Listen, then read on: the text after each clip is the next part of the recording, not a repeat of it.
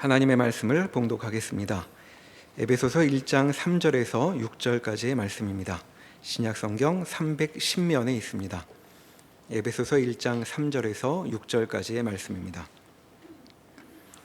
찬송하리로다. 하나님 곧 우리 주 예수 그리스도의 아버지께서 그리스도 안에서 하늘에 속한 모든 신령한 복을 우리에게 주시되 곧 창세전에 그리스도 안에서 우리를 택하사 우리로 사랑 안에서 그 앞에 거룩하고 흠이 없게 하시려고 그 기쁘신 뜻대로 우리를 예정하사 예수 그리스도로 말미암아 자기의 아들들이 되게 하셨으니 이는 그가 사랑하시는 자 안에서 우리에게 거저 주시는 바 그의 은혜의 영광을 찬송하게 하려는 것이라. 아멘. 오늘 에베소서 1장 3절에서 6절의 내용은 하나님이 어떤 분이신가, 또 하나님의 어떠하심이 우리 하나님을 믿는 사람들에게 무엇을 목적하고 계신가, 우리는 그에게 어떤 존재인가 하는 데 대한 성경의 깊은 내용을 펼치고 있습니다. 모든 종교는 그 신으로 삼는 대상과 그 신에게 가서 절하는 그 신자들에게 신이 어떤 존재고 신자들은 무엇을 기대하며 어떻게 해야 그 보상을 받는가 하는 것으로 이루어져 있습니다. 그러니까 신은 일단 초월적인 힘을 가지고 있어야 되고 신자들이 원하는 것을 주기 위하여 그 신자들에게 정성을 요구합니다. 그래서 지극한 정성, 치성을 들여서 그 보상을 받는다 이렇게 되어 있습니다. 그런데 이런 일반 종교와 기독교의 아주 특별한 차이는 이 다른 종교에서 신들이 신자의 소원을 들어주는 거라면 기독교는 그 신이 신자들에게 계획과 목적을 가지고 신자들을 요구하고 있다는 사실입니다. 그래서 기독교 신앙에서 제일 난감한 것이 우리의 신앙 행위 속에, 특별히 기도 행위 속에 내가 필요한 것을 아뢰는 데에 모든 것을 집어넣고 하나님이 나한테 뭘 하려고 그러는가 하는 데 대한 이해는 상대적으로 약한 것이 많습니다. 그래서 오늘 본문을 보면 놀라운 것이 다른 신들과 성경이 얘기하는 예수 그리스도의 아버지, 굉장히 놀라운 표현이고 내용이죠. 그 하나님은 무슨 뜻을 갖고 있으며 우리에게 어떤 관계를 요구하는가 하는 것이 오늘 내용입니다. 이 하나님은 천지를 지으신 분입니다. 전능하신 분이라 우리가 이해를 하죠.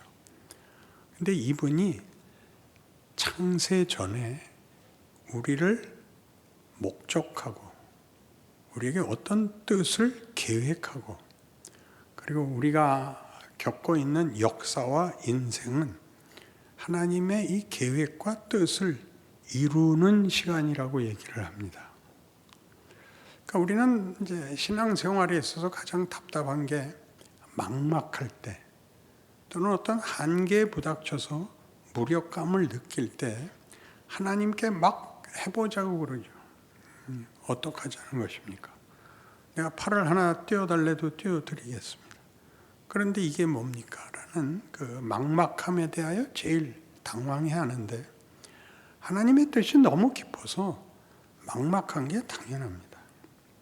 내가 쳐다보는 어느 하나만 보이지 하늘 전체를 우리가 한꺼번에 볼 수 없는 것 같이 하나님의 뜻은 깊고 넓습니다. 그 깊고 넓다는 걸 이렇게 훌쩍 넘어가자는 게 아니고 그래서 우리의 신앙 행위에 있어서 하나님이 누구신가, 하나님은 무엇을 목적하시는가, 그것을 어떻게 이루시는가 하는 부분들에 대하여 우리는 이 성경이 설명하는 식에 대하여 주의를 기울여야 합니다. 매 절마다 그리스도가 등장하는데 그리스도 안에서 사랑하시는 자 안에서 라고 하나님의 일하심에 구체적 증거를 제시하고 구체적 개입을 설명하십니다. 이것은 나중에 더 살펴보기로 하고, 이 3절에서 6절까지 가는, 그래서 결국 우리를 하나님의 영광의 찬송이 되게 하는, 하나님의 영광을 찬송하게 하지만 뒤에 가면 영광의 찬송이라고도 또 번역을 달리합니다. 하나님을 찬송한다는 것은 하나님을 높이는 것이면서 동시에 내가 그 앞엔 낮은 존재인데, 이 우리 본문에서 하고 싶은 얘기는 하나님은 우리의 영광으로 자신의 영광을 삼겠다고 하는 겁니다. 그건 부모와 자식 관계에 가면 밝히 드러납니다. 자식이 부모보다 더 훌륭하다 그럴 때 부모는 만족하고, 자식이 부모만 못하다 그러면 칭찬이 되지를 않습니다. 부모가 더 훌륭하지는 칭찬이 되지 않고 싸움이 됩니다. 네가 뭘 알아서 우리 자식을 폄하해? 너 죽을래? 라는 개념으로 하나님이 우리를 당신의 영광을 찬송케 하며 당신의 영광의 찬송이라고 그러는 것입니다. 그래서 하나님이 이런 목적을, 이런 궁극적 결과를 마음에 두시고 창세 전에 이 일들을 계획하신 것을 시간 속에서 펼쳐내고 있습니다. 그러니까 그게 어떻게 이해되느냐, 왜 이런 이해가 필요하냐면 이것 때문에 그렇습니다. 우리는 모두 기독교 신앙을 예수를 만나는 것으로 시작합니다.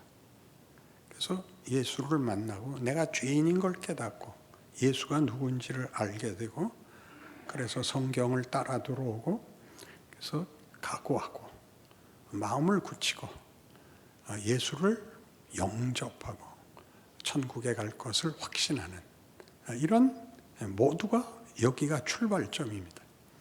이 출발점에는 그 선택, 그 각오, 그 헌신에 대한 고백들이 기준이 됨으로써 자신의 신앙을 확인할 때마다 나는 믿었고 넌 안 믿었어 라는 배타적 이분법이 등장을 합니다.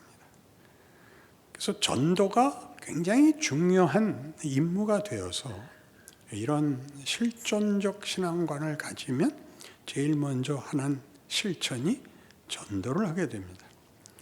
특히 친한 사람들, 가까운 사람들에게 나 혼자 천국 갈 수 없다. 너도 같이 가자.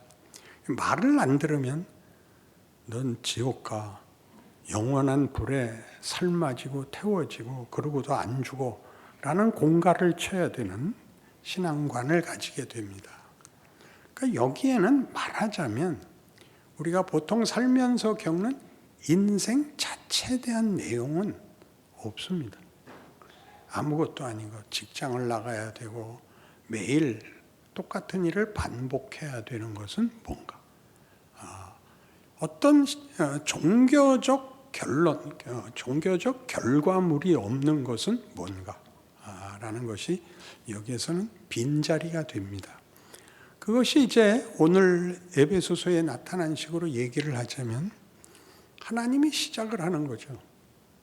창세 전에 하늘에 속한 모든 신령한 복을 주기로 하는 하나님이 어떤 대상을 만듭니다. 심지어 성경의 표현으로는 하나님의 형상대로 지음을 받습니다. 그게 인간입니다. 그에게 선택권이 주어지고 그에게는 사랑과 믿음이라는 단어로만 관계성이 근거됩니다. 사랑과 믿음이란 능력과 지식에 관한 것이 아니라 그것은 관계성에 있어서 혈육이라는 표현으로 제일 이해하기 좋은, 그건 절대 끊어질 수 없는, 그리고 그 끊어질 수 없는 건 이렇게 부정적인 차원만 있는 것이 아니라 하나님이 자신의 영광을 그 대상에게서 받으시겠다는 것. 그 대상에게서 받는다는 건 그 대상이 하나님의 창조와 목적에 완벽하게 부합함으로써 하나님이 영광을 받으시겠다는 것이 거기에 있습니다. 그래서 이런 식의 이해는 역사적 신앙관이라고 합니다. 역사적 신앙관이라는 건 우리가 실존적 신앙관이라고 하는 예수를 만난 기쁨과 확인들이 그 전에 주인이 있어서 그가 역사의 의지를 가진 어떤 전능자가 창조 세계와 존재의 모든 가치와 결국에 대하여 의지를 가지는 바람에 우리의 존재와 우리가 선택한 가치들이 있다는 것을 알게 되는 것입니다. 그럼 이게 무슨 차이가 있냐? 그러면 이제 우리 대표적인 예로 요한복음 3장 16절 같이 하나님이 세상을 이처럼 사랑하사 독생자를 주셨으니 이는 저를 믿는 자마다 멸망치 않고 구원을 얻게 하려 하심이라. 이게 하나님의 의도입니다. 그러니까 실존적 신앙에서 나는 믿었어, 넌 안 믿었어 하고는 좀 다르죠. 그게 하나님의 의도입니다. 그게 우리에게서 어떻게 결실하느냐는 2차적인 문제고 하나님이 세상을 구원하기로 합니다. 이 구원이라는 말은 여러분 약간 그 실존적 신앙관에서는 구원이 형벌을 면하는 겁니다. 형벌을 면하는 건데 하나님의 의도는 원래 가졌던 뜻을 이루기 위해서 도입하는 것입니다. 원래 가졌던 뜻은 우리가 하나님의 영광의 찬송이 되는 것입니다. 그러니까 중간에 뭐가 있었던 거죠? 타락이 있었습니다. 인간이 하나님을 거역하는 바람에 하나님과 관계가 끊어져서 생명에서 끊어져 생명에서 끊어지면 모든 존재는 마르고 썩고 소멸됩니다. 그래서 왜 죄값이 사망이라고 하느냐 하면 죄란 하나님으로부터 분리된 것이고 생명에서 분리되면 요한복음 15장 포도나무 비유같이 가지가 줄기에 붙어 있지 않으면 땅에 떨어져 말라 썩고 밟혀 소멸됩니다. 그러니까 죄는 도덕적인 정성 같은 것으로 기준을 삼는 게 아니라 하나님과의 관계에 관한 것입니다. 그러니까 이 하나님으로부터 떠나서 이제 아무리 대단해도 결국 시간이 흐르면 다 썩고 소멸되는 것을 하나님이 그 아들을 보내서 다시 자기와 화해시킵니다. 그래서 뭘 하자는 거죠? 하나님으로부터 전달되는 생명으로 인하여 이 존재가 열매를 맺고 꽃을 피우고 그 위대하고 풍성해지고 충만해지라는 것입니다. 그 기독교 신앙은 믿은 것이 쟨 안 믿었대요 라고 말하는 것이 아니라 예수를 믿지 않은 자가 만들어낼 수 있는 것, 보일 수 있는 것과 믿은 자가 보일 수 있는 것은 천지 차이다 그래요. 그건 초월성이나 경건성 같은 것을 얘기하는 것이 아니라 존재론이 그런 것입니다. 부모가 없는 고아가 가지는 초라함과 부모의 보호 밑에 있는 아이의 풍성함이 대조되는 것 같이 그렇게 다르다는 것이죠. 그러니까 성경이 우리에게 하고 싶은 얘기는 이겁니다. 너는 누구를 비난하고 정죄해서 자신을 확인하지 말아랍니다. 그러니까 쟤는 예수 안 믿는데요. 쟤는 나쁜 짓 한대요. 그러지 말고 너는 그래서 뭘 할 수 있느냐. 예수를 믿었다는 것, 하나님의 생명에 다시 연결이 됐다면 인간이 인간 되는 모양이 무엇이더냐 라고 우리에게 묻는 것입니다. 여러분 너무 크게 생각하지 마십시오. 이렇게 초월적이고 모두를 놀라게 하고 세상을 구하는 일 아니고 이웃 앞에서 인간이 인간다운 모습을, 반응을, 책임을 지게 됩니다. 성경이 말하는 기독교 신앙의 가장 핵심되는 특징이 사랑과 믿음이라고 한 것 같이 하나님은 폭력으로, 권력으로 우리를 항복시키려고 하지 않으시고 우리가 하나님의 사랑에 대해서 반응하는 자로 만들기 위하여 우리 인생을 이렇게 어렵게 하십니다. 왜 어렵게 하냐고요? 쉬운 걸로 타협하는 걸 흔드셔야 되는 겁니다. 그래서 우리 많이 얘기하는 하나님은 내가 편한 꼴을 못 봐가 나온 겁니다. 왜요? 여러분이 그거가 만화책 보는 게 전부인, 맛있는 거 먹는 게 전부인 인생이 되는 걸 뒤집어야 돼서 맛있는 거 먹었더니 식중독에 걸리고 만화책보다 눈깔이 빠지고 생기는 겁니다. 이게 뭐야? 라고 본질로 돌아오게 돼요. 인간은 뭐야? 진실이 뭐야? 이렇게 들어와야 되기 때문에 계속 흔들으십니다. 계속 흔드십니다. 그래서 하나님이 세상을 이처럼 사랑하사라는 것은 우리가 그를 배반하고 모두가 하나님을 모르는 상태에 있는데 하나님이 자신의 창조의 목적을 이루기 위하여 다음 단계로, 즉 그들을 구원하는 역사 속에서 그들을 구원하는 예수를 보낸 것 같이 하나님이 우리 인생에 주도권을 쥐고 그리고 성실하게 개입하고 인도하고 계신다는 사실 속에 있어야 되고 만들어가는 것이 이런 존재론적으로 다른 인간, 인간성을 만드는 것인데 그 인간성은 믿음과 사랑이라는 단어에서 나왔듯이 사랑은 뭐였습니까? 오랜 고통, 이기적이지 않은 것, 무례를 범치 않는 것, 성내지 않는 것 기억나시죠? 그러니까 세상은 아우성을 치고 온갖 욕설을 퍼붓는 데서부터 우리는 한 인간이 넉넉할 수 있다는 거죠. 남의 것을 뺏어와서 나를 만족시킬 수 없다는 걸 알게 됐기 때문에요. 그게 무슨 말이죠? 십계명에 나오는 바와 같이 하나님 한 분으로 충분하다. 4계명까지. 5계명부터 끝은 내 이웃의 것을 빼앗아서 네 필요를 채울 필요 없다. 거짓말하지 마라, 살인하지 마라, 도둑질하지 마라가는 도덕 윤리에 관한 명령이 아니라 이런 존재 방식과 존재의 내용이 누구 것을 뺏어와서 채울 필요가 없는 우리가 스스로를 만들어야 되는 존재라고 얘기하는 것입니다. 자꾸 나가야 되죠. 연습을 해야 됩니다. 어떻게 하라고요?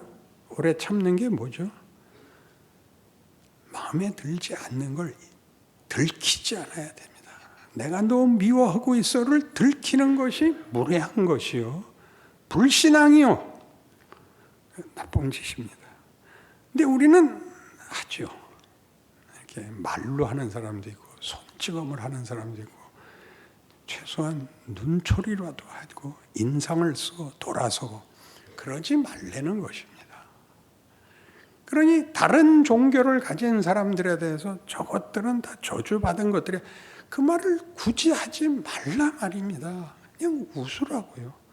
그들도 쩔쩔매서 그러는 거예요. 혼자서는 인생을 감당할 수 없는데 하나님이 만나줘야 만나죠. 할 수 없어요. 그러면 정성이라도 갖다 자기 정성이라도 묶어야 견딜 수 있어서 헛된 일을 정성을 다해서 하지요. 그 불쌍하게 봐야 됩니다. 동정하라는 뜻이 아닙니다. 동정하는 것은 괘씸한 겁니다. 우리는 동정할 만큼의 실력이나 지위를 가지지 않았습니다.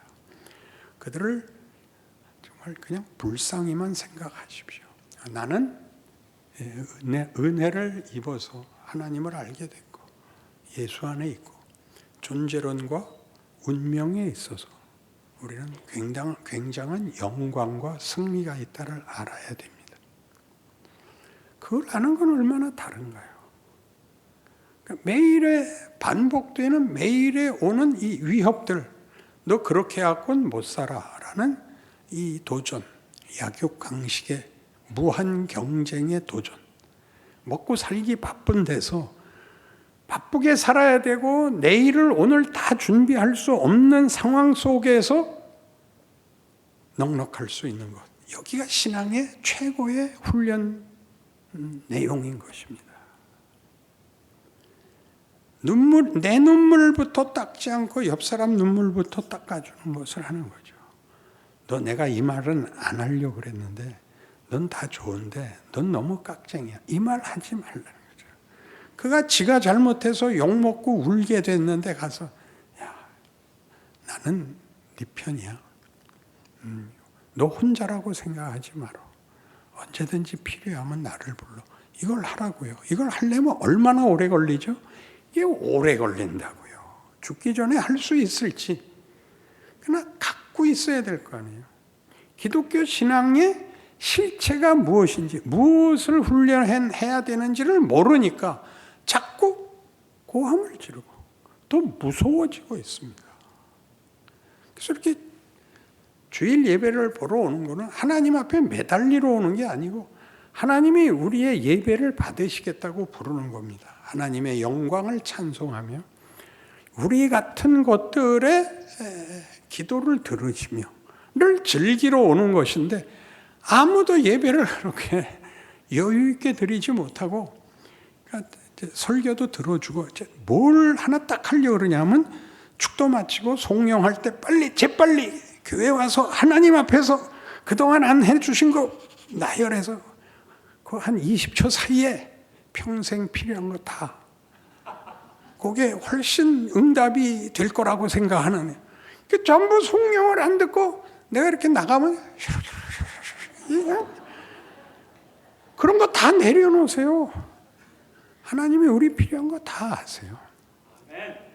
예배를 보는 걸 즐기시고 하나님이 나를 기뻐하시고 나를 본다고 그러셨다. 그래서 내가 나왔다. 니들이 뭐라 그러는 건 나와 상관없다. 넌 너나 잘해라. 그런 배짱으로 환한 얼굴로 하나님 오늘 나왔습니다.